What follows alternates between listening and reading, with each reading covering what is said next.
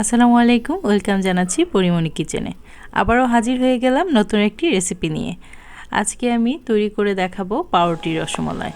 এই পাউরুটির রসমালাই খেতে যেমনি মজার তেমনি তৈরি করাটাও কিন্তু খুব ইজি। কয়েক মিনিটের মধ্যেই তৈরি করে নিতে পারবেন এই পাউরুটির রসমালাই। তাহলে চলুন দেখে নিই ঝটপট করে কি করে আমরা এই পাউরুটির রসমালাইটা তৈরি করতে পারবো।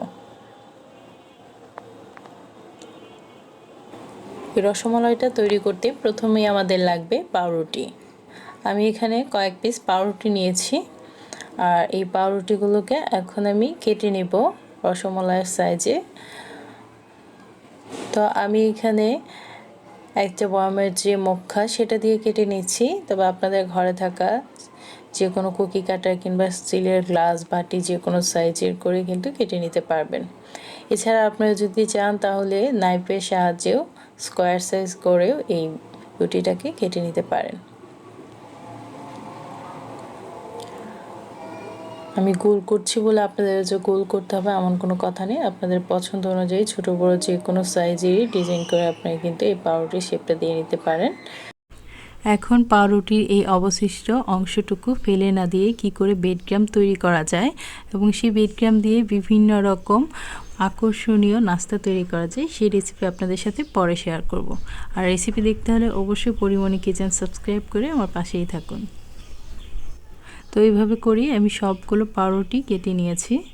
এখন এই পাউরুটিগুলোকে মালাইয়ে ডুবাতে হবে। তো আমরা এখন মালাইটা রেডি করে নিব। মালাই তৈরি করার জন্য এখানে আমি নিয়েছি হাফ লিটার গরুর দুধ, আর এখানে আমি গরুর দুধ ব্যবহার করব তাই হাফ লিটার নিয়েছি। আপনারা যদি শুধু লিকুইড দুধ দিয়ে এই রেসিপিটি তৈরি করতে চান সেক্ষেত্রে 1 লিটার দুধকে জাল করে হাফ লিটার ঘন করে নিতে হবে। তো এখন আমি এর মধ্যে দিয়ে দিলাম 2টো এলাচ। আপনারা চাইলে এলাচগুলোকে কিন্তু ফাটিয়ে দিতে পারেন। আর দিচ্ছি 1/4 কাপ গুঁড়ো দুধ। গুঁড়ো দুধটা দেওয়ার রিজন হচ্ছে আমি কিন্তু চাইলে লিকুইড দুধ দিয়ে রেসিপিটি তৈরি করতে পারতাম, তবে আমি গুঁড়ো দুধ দিয়ে করছি এ কারণে গুঁড়ো দুধটা দেওয়ার পর এই দুধটাকে কিন্তু খুব বেশি সময় ধরে জাল করতে হবে না। জাস্ট দুধটাকে নেড়ে চেড়ে মিশিয়ে নিয়ে বলক তুলে নিলেই রেসিপিটা তৈরি করা যাবে। আর আপনারা যদি গুঁড়ো দুধ দিয়ে এই রেসিপিটি তৈরি করতে চান তাহলে আমি একটু বলে দিচ্ছি যে কখনোই গরম দুধের সঙ্গে গুঁড়ো দুধ মেশাবেন না, তাহলে কিন্তু দলা পেকে যায়। হয় দুধটা ঠান্ডা অবস্থায় পানি কিংবা দুধ যেটার সঙ্গেই গুঁড়ো দুধ মেশান না কেন সেই দুধ কিংবা পানি হয় ঠান্ডা অবস্থায় না হয় কুসুম গরম অবস্থায় মেশাবেন, তা না হলে কিন্তু রেসিপিটা তৈরি করার সময় ঝামেলায় পড়তে হবে। এখন আমি এর মধ্যে দিয়ে দিচ্ছি 1/4 কাপ চিনি, তবে আপনাদের টেস্ট অনুযায়ী কিন্তু চিনির পরিমাণটা বাড়িয়ে কমিয়ে নিতে পারেন। এখন অপেক্ষা করতে হবে দুধটা বলক আসা পর্যন্ত। যখন দুধে ভালো করে বলক চলে আসবে তখনই আমি চুলাটাকে বন্ধ করে দেব। তো দেখতে পাচ্ছেন এরই মধ্যে আমার দুধের মধ্যে ভালো করে বলক চলে এসেছে। এখন আমি চুলাটাকে বন্ধ করে দিচ্ছি আর অপেক্ষা করছি দুধটা কুসুম গরম হয়ে যাওয়া পর্যন্ত। এরই মধ্যে এই দুধটা কুসুম গরম অবস্থায় চলে এসেছে। তো এখন আমাদের কেটে রাখা সেই পাউরুটিগুলো দুধের মধ্যে দিয়ে দিতে হবে। তো কিছুক্ষণ পরেই দেখতে পারবেন যে এই পাউরুটিগুলো খুব ভালো করে এই মালাইটাকে স্যুপ করে নিয়েছে। তো দেখতেই পাচ্ছেন পাউরুটিগুলো কত ভালো করে মালাইটাকে স্যুপ করে নিয়েছে।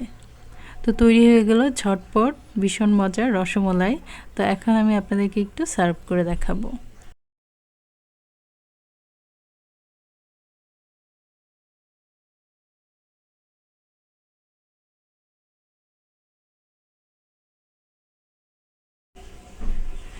এখন কিছু কাজু বাদাম আর পেস্তা বাদাম কুচি দিয়ে আমি একটু রসমালাইটাকে সাজিয়ে দিচ্ছি। যারা বাদাম খেতে পছন্দ করেন তারা দিতে পারেন, আর যারা পছন্দ করেন না তারা স্কিপ করতে পারেন, এটা একদমই অপশনাল। দেখতেই পেলেন কত সহজেই তৈরি হয়ে গেল পাউরুটির রসমালাই। এই রেসিপিটি বিশেষ করে ছোট এবং বৃদ্ধদের জন্য কিন্তু একটি আদর্শ রেসিপি হতে পারে। ভালো লাগলে বাসায় ট্রাই করতে পারেন। আর আমার রেসিপি ভালো লাগলে লাইক, কমেন্ট এবং শেয়ার করতে ভুলবেন না। আর আমার চ্যানেলটিকে সাবস্ক্রাইব করে আমার পাশেই থাকবেন। তো পরবর্তী রেসিপি দেখার আমন্ত্রণ জানিয়ে আজকের মতো এখানেই বিদায় নিচ্ছি। আবারও দেখা হবে নতুন কোনো রেসিপি নিয়ে। সে পর্যন্ত সবাই ভালো থাকবেন, সুস্থ থাকবেন। আল্লাহ হাফেজ।